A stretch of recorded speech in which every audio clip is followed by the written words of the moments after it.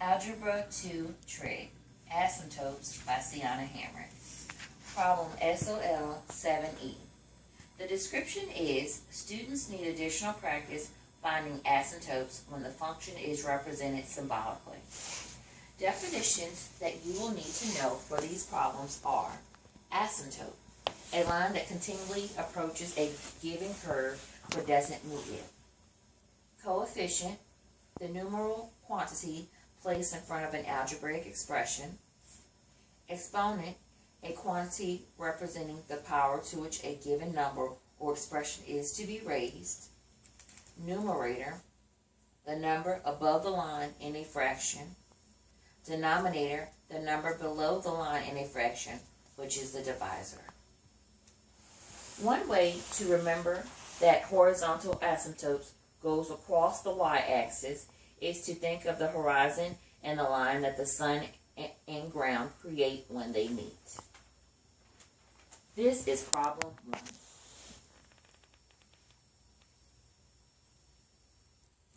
Since problem 1 has no variables, we have to focus on the numbers 1 and 8. When the number in the numerator is smaller than the 1 in the denominator, the horizontal asymptote is y equals 0. So the answer for problem 1 is y equals 0. Problem 2 says, when a planet or animal dies, it stops acquiring carbon-14 from the atmosphere. Carbon-14 decays over time with a half-life of about 5,730 years. The percent P of the original amount of carbon-14 that remains in a sample after T years is given by this equation. P equals 100 times 1/2 raised to the T over 5,730. Make a graph to show carbon-14 after 2,500, 5,000, and 10,000 years. Here is a graph representing the changes of carbon-14 through the years.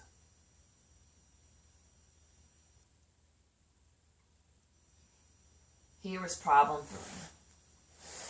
Problem 3 does have variables and exponents, and because it does, we compare those to find the answer.